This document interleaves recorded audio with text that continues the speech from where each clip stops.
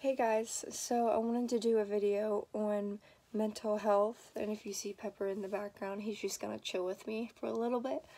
I wanted to do a video on mental health because it's such a personal topic for me, and it's something that I personally struggle with daily.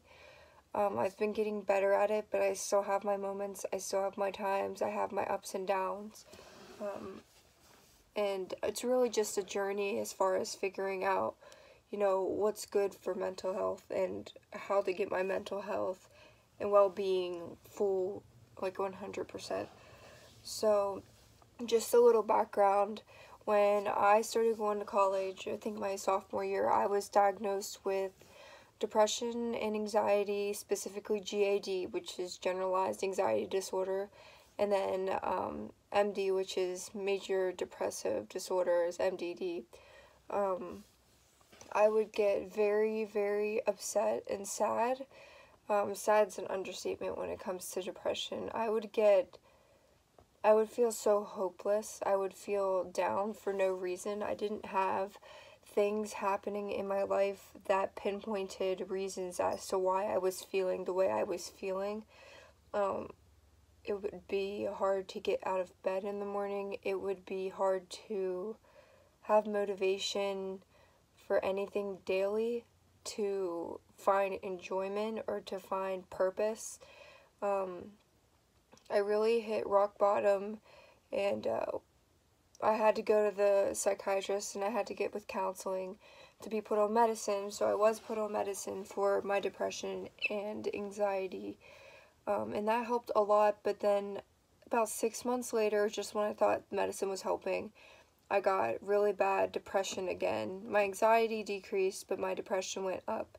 And I was in a very, very dark place and a difficult time. I didn't seem like it on social media. I didn't really express it to people a lot. I was really good at covering it up.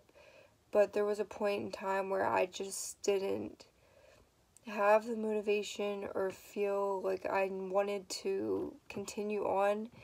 It was really bad, and I have to thank Nathan and my parents and my brother and everyone, my family, for being there for me through that difficult time, because I definitely wouldn't have made it through without them.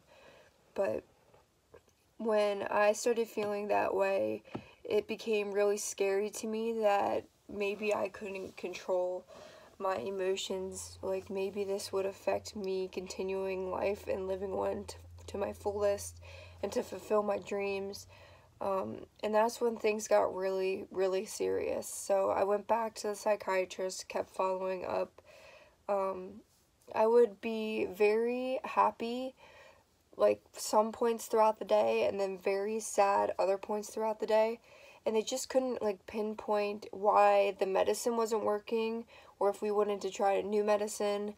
I was tested for ADHD because I felt like it was very easy for me to always get distracted and I always have to be doing something. I'm very much so, like, used to have, like, OCD about things. Everything had to be perfect. I don't now, but back then I did. So I was tested for ADHD and it came back negative, because I was very good at keeping attention on all the questions asked. Although hyperactivity was a symptom, it wasn't enough to conclude that I would have ADHD. So fast forward to like a month later, this is probably my junior year, or no, the end of my sophomore year of college, I was diagnosed with bipolar disorder. So bipolar disorder is when you have very low lows and then you have very high highs. So there is nothing in between. There's not, neutral, being able to relax. You're either very depressed or you are very hyper and you're on a mania level. So basically the manias are amazing. You're on your high. You feel high. You're not high. But Pepper. The manias are, nothing can go wrong. Like, you're gonna stay up cleaning your room till 2 a.m. in the morning. You're going to get everything done you set your mind to. You're going to do everything at a very fast pace and time. And then, of course, your depressive states are just depression sinking in and not really being able to, I wouldn't say, like, it's hard to describe it, but when I would have my depressive states, not only mentally was I drained, I felt physically like everything was going in a very slow motion, like I couldn't move almost. Everything just slowed down and lost its purpose. So I would go from mania episodes from 1 hour. We're not talking about days or weeks. Like, I was experiencing these episodes hourly. So my bipolar is different in that it is not like couple weeks of depression, couple weeks of mania. It is hours of mania and then hours of depression, hours of mania, or even 20 minutes of mania and then depression. So I was put on a medication for that, and the medication worked absolutely amazing. I was on it for a year, and then a year later, come to find out, I was getting a very, very severe, deadly skin irritation and syndrome called Stevens-Johnson syndrome that was coming from taking the medicine. So I had to stop taking my bipolar medicine.